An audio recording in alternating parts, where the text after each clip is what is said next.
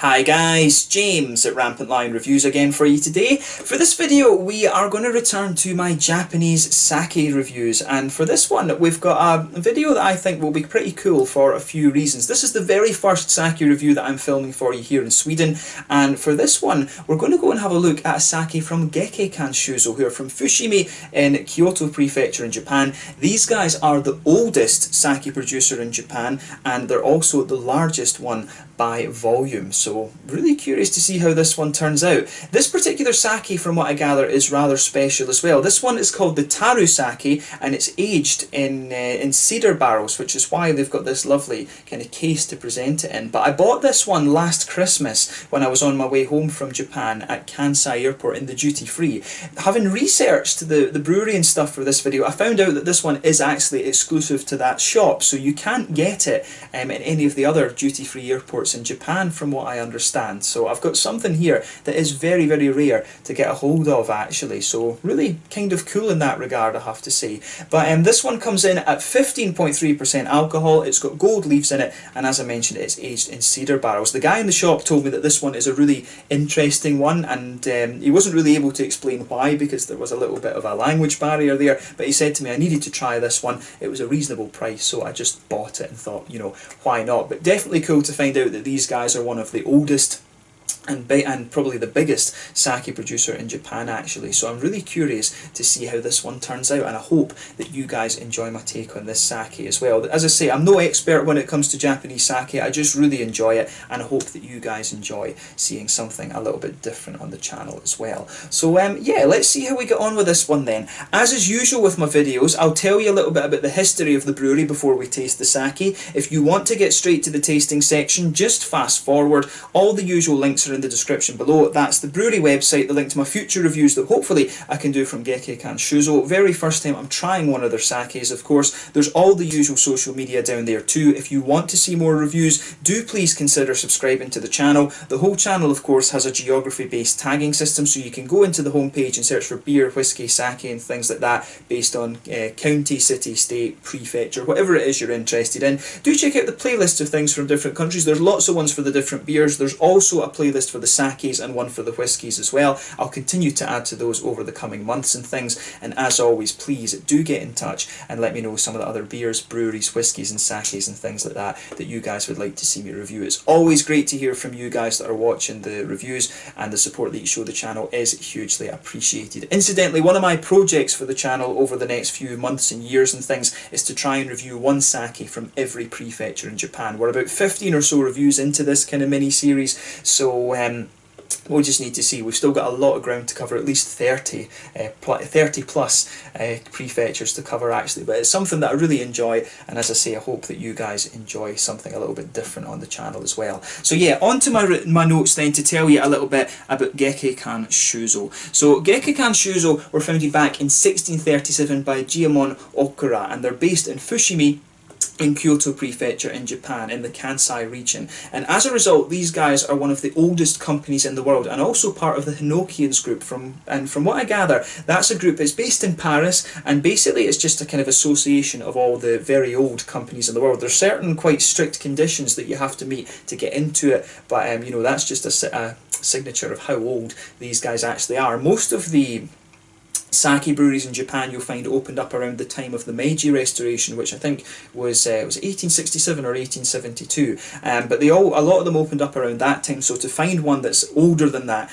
is pretty special, I have to say. But originally this company was just a small side project of a sake shop owned by the Okura family, but gradually it's grown over time into a bigger factory, and it's just passed down the family generations, as a lot of Japanese companies do. But the name of this company literally means laurel wreath, which is, you know, they're almost, to Europeans, they probably come across as, you would probably think of these when you think about the Romans and stuff, these leafed wreath things, and it was chosen basically as a symbol of victory and glory, and this was adopted in 1905 as their kind of brand trademark, if you like. So today these guys are one of the largest manufacturers of sake in Japan. In 1927 they built the first reinforced concrete industrial building in Japan, and this has been designated as a modern industrial heritage building by the Japanese government, and today this is called the Showa Warehouse. But they opened a larger factory in 1961, which was the first Shizoko type brewery in Japan, which basically means that it's a four-season brewery, meaning that they could brew sake all year round. And in recent years, they've also invested a lot of money in scientific research of the brewing process, and a lot of that was done to help kind of scale up and things like that. At their factory, they also have the Okura Memorial Hall, which takes you through the full history of the company, and it shows you a lot of the old brewing tools that they used to use back in the day. Of course, now it's a very, very modern operation. But they've also got a subsidiary over in America, which is based in Folsom in California, and this boasts 25% of the American sake market, and they're also producing some plum wines as well.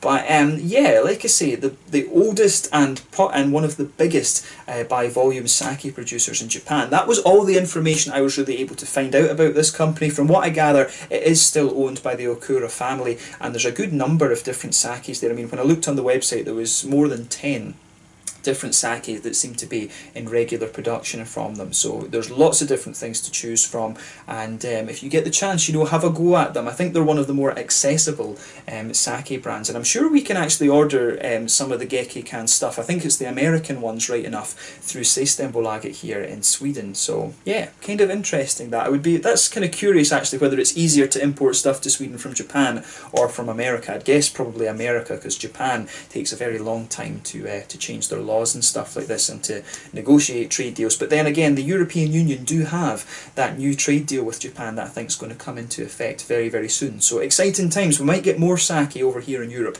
which is never a bad thing. But like I said, that was all I was really able to find out about Gekkeikan Shuzo. If you want to learn more, of course, you can check out the brewery website in the description below. There is an English version, but that covers mainly their American activities. You know, you can follow them on Facebook and Instagram to keep up to date with all the latest goings on with the company.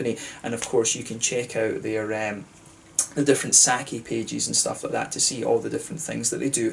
So yeah, let's get on and actually have a little taste of this then. I'm really curious to see how this one turns out. So just for those of you that might not have watched my sake videos before, the things that we should rate sake on according to the experts, I've got a list of them here to fill in my notes later, but what you should rate sake on apparently is floral character, fruitiness, earthiness, sweetness, dryness, acidity, impact, and also the tail end of it as well. Those are the 8 things that you should rate sake on apparently. But as I mentioned to you earlier, this particular sake, the Taru sake, is a 15.3% alcohol one. It's got gold leaf in it as well. It didn't say on the back of it how milled the rice was, because one of the big things with sake is how much you mill the rice grain. In fact, there's quite a few different types. I mean, you've got junmai, which is pure rice. You've got honjozo, where they add a little bit of distilled alcohol to it, and then you've also got ginjo, which is where they mill the rice down to 60% of its original size, and daiginjo, which is where they mill it down to about 50% of its original size. And quite often sakes will be a combination of 2 types. So you might get a junmai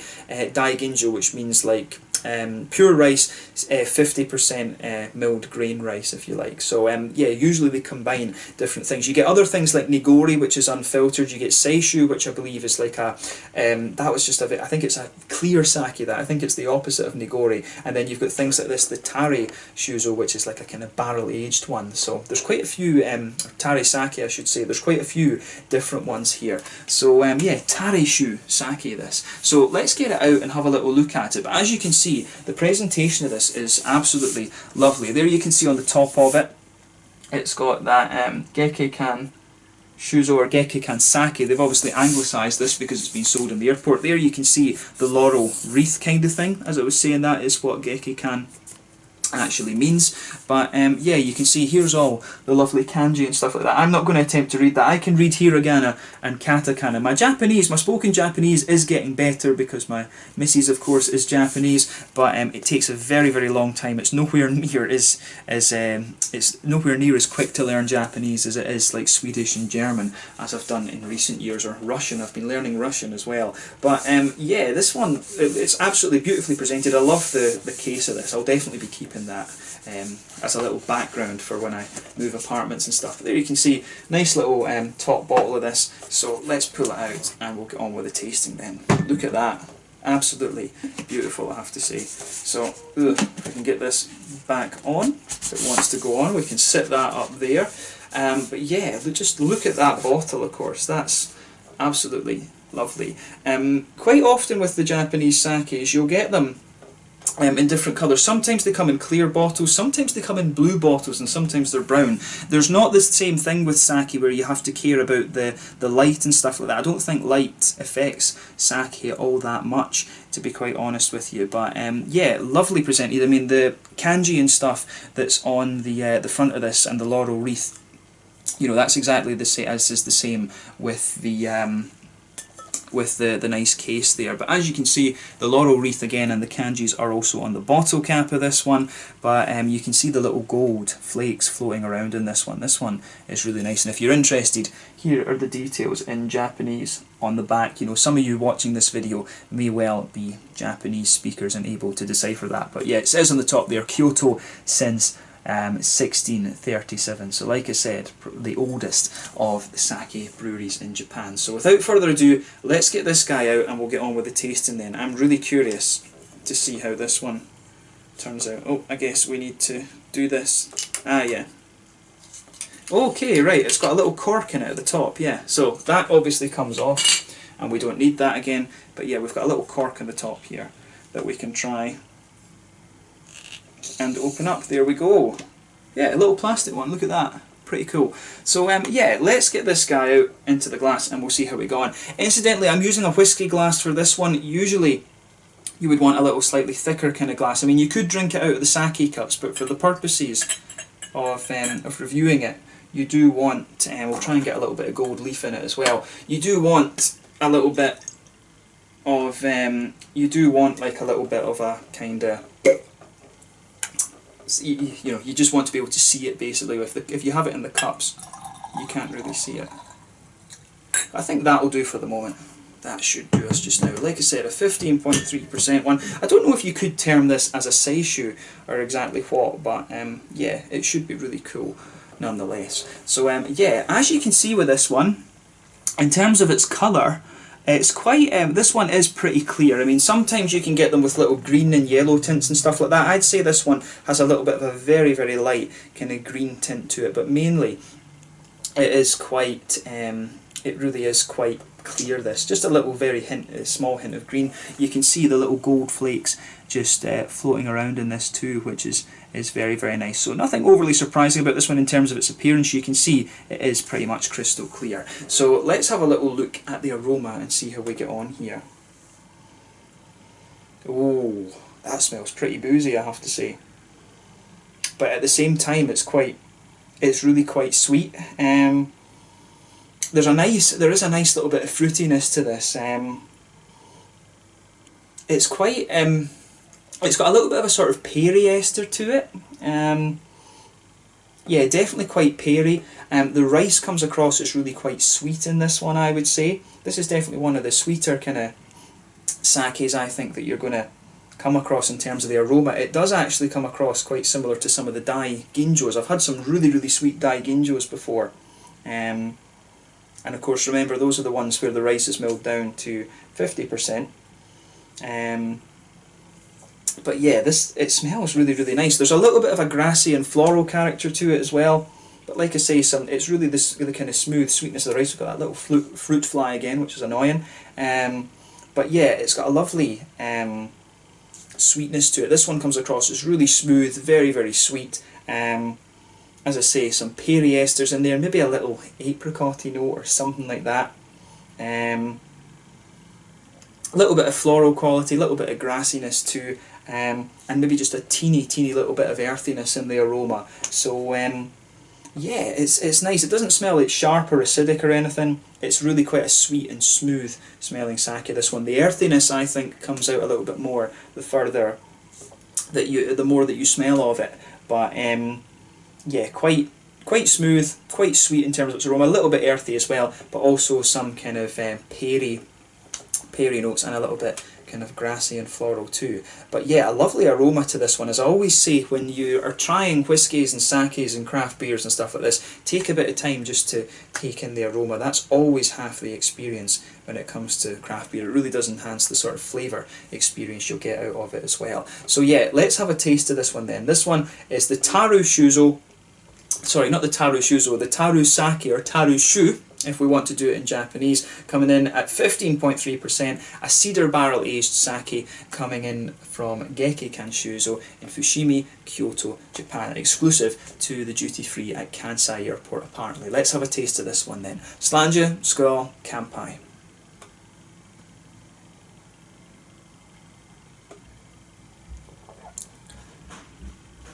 Oh yeah, that's really pretty nice actually. Now, one of the things, when it comes to actually getting used to sake and stuff like this, you really have to have, you need to try a few of them just to kind of fully appreciate what's going on. I mean, it takes you, it's definitely an acquired taste this. I liked it within trying about 2 or 3 of them. Because a lot of people think that sake is, you know, that really high, burny rice liquor, if you like. A lot of people think it's that, but that tends to be more shochu. But the sakes are basically, they're kind of on the same sweetness levels as wine. A lot of people say that this is basically just rice wine, and it is to some extent, I guess. But this is a really lovely one. It's the sweet rice. If you like sweet rice, you will like sake when you try a few of them. These are really nice, and it's amazing.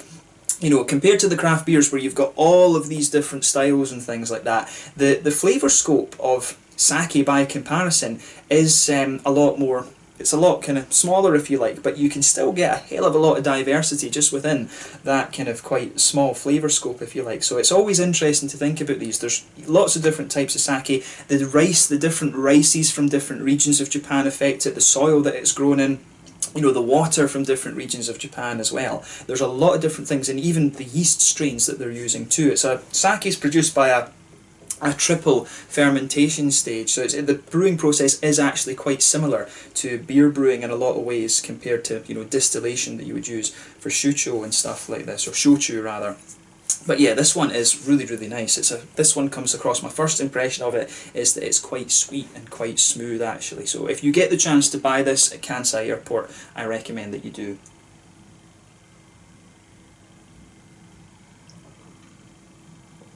Oh yeah. It's amazing. I haven't had sake in quite a long time, and you really miss it when you've not had it. It's a beautiful product, really. I love it. So yeah, where do we start with this one then? So the impact that this one has, it comes in and it's really very smooth. That's the thing you're going to notice about this one generally. This is quite a smooth sake. It comes in and you get a little bit of bite to it, but then it smooths out really very nicely across the middle of your palate. The whole middle of your palate is that lovely smooth kind of ricey note in there. And you'll find that further into the aftertaste it does become a little bit more floral. You'll find around the edge of your palate there, on the kind of front corners of your tongue, you'll start to get a little floral element out of this one. But the earthiness, there is a bit of earthiness in the back corners of your palate there too, and those are actually quite well balanced. It might be, I mean, 15.3% is by no means the highest alcohol sake that you can get, but I'm finding that they do, it does have a little bit of bite with the floral and the earthy kind of side of things. That's interesting.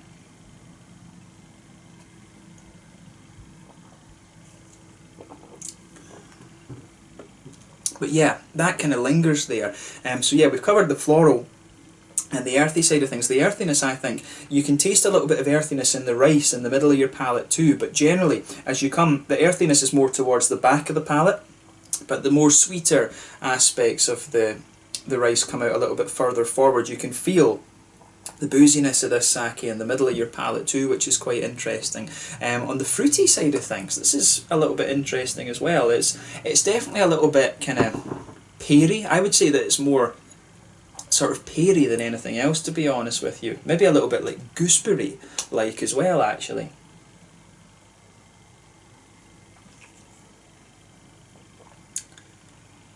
Yeah, I'd say peary and gooseberries, to be honest with you. I really like that about it actually. It's the fruity side of this one. It's quite nice. The fruits come out, as I always say, you get a little oily bubble behind the front curve of your tongue, and that's where the fruity side of the beer, the beers and the sakes rather, works with the sakes and even the whiskies too, but the fruity side of these alcohols comes out just behind the front curve of your palate. And for me, like I say, quite peary, a little bit kind of gooseberry like as well, which is interesting. So yeah, I like that the fruity side of this beer is in this. I keep saying beer. Too used to reviewing beers. The fruity side of this sake is really nice actually. And like I say, it does have a good degree of sweetness to it. On the front, towards the front of the palate, you'll get the sweetness, quite an intense sweetness in the beginning, and then as you go further into the flavour, it smooths out, and that just lingers there. And then you start to notice the more earthy aspects of the rice at the back of the palate, as I was mentioning earlier, which is quite nice. There is a degree of dryness to this one as well. I'm just going through my list of things we need to talk about with the sake here. So we've got there is a little bit of dryness there, like I said, on the edge of the palate. I mean, it really comes out in that on the sort of earthy aspect of the things, and a little bit of the floral character as well. The sides of your palate in this one are quite dry, and it's quite nice. It sort of balances out a little bit. You've got the sweetness and the oiliness in the middle of your palate, and you've got a bit of dryness on the edge of the tongue, and then you've got some sweetness on the front of your palate too. So there's different things going on in different areas of your palate with this particular sake. So yeah.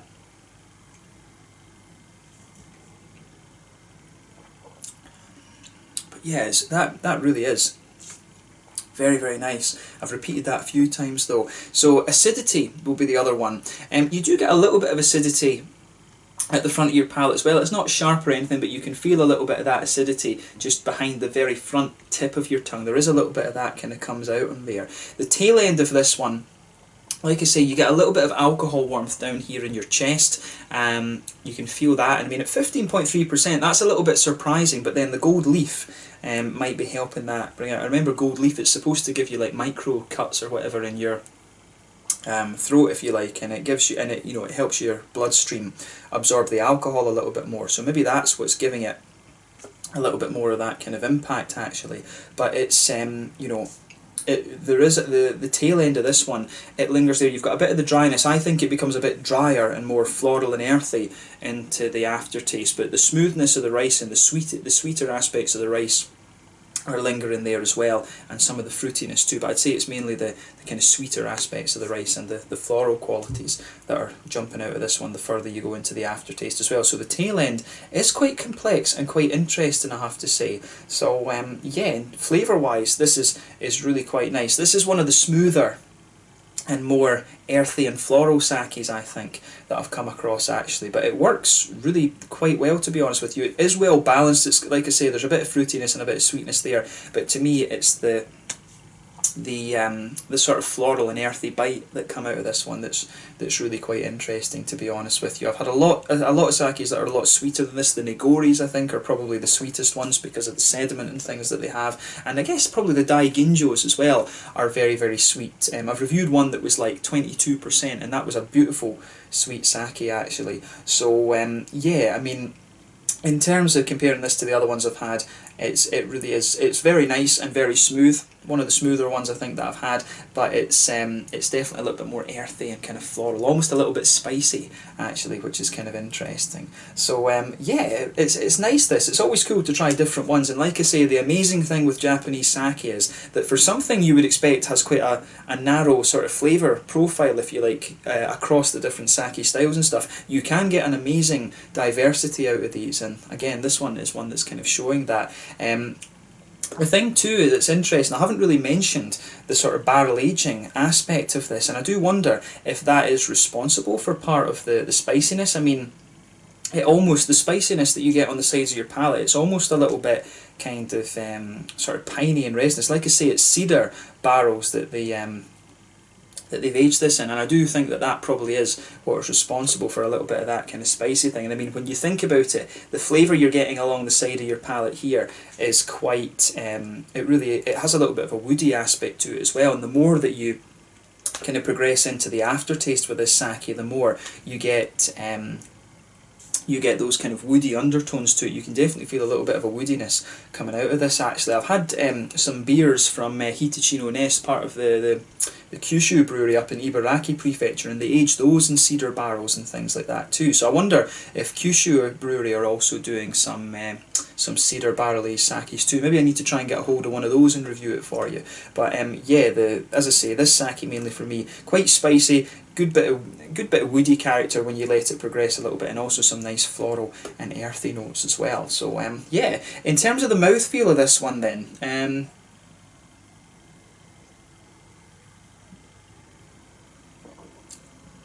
to me, this one is one of the It's not the thickest you're going to come across, right enough. I think it's sort of in the middle, to be honest. It does have a good degree of thickness to it.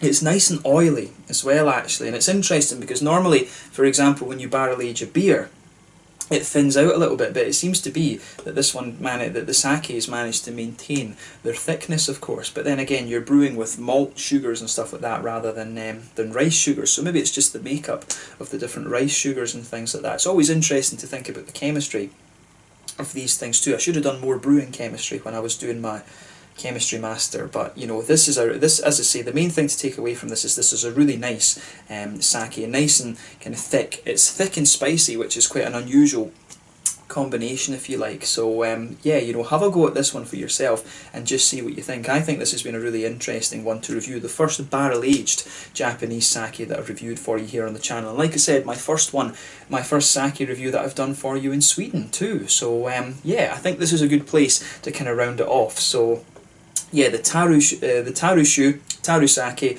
a cedar barrel aged sake coming in at 15.3% with gold leaf from Gekkeikan Shuzo in Fushimi, Kyoto, Japan. A really, really nice, very smooth but quite spicy sake, this one. So definitely different to the other ones that I've reviewed for you before. So yeah, once again, thank you for watching my sake reviews. I hope you've enjoyed this one. Like I said, I am by no means an expert when it comes to sake. It's just something that I really enjoy reviewing. I'm always learning when I'm doing these videos as well, so do bear with me while I gradually learn more about it. But it's been great to review this one. Cool to review such an exclusive sake as well. I didn't realise that at the time when I bought it, but a nice surprise nonetheless. I hope you guys have enjoyed my take on this one, and we will be doing another old sake brewery in the next one, so keep an eye out for that. You will see more sake reviews appearing at least once a month over the next while, so I hope you enjoy those. But thank you again for watching. Let me know your own thoughts on this sake in the comment section below. Let me know what your favourite sakes are as well from Gekkeikan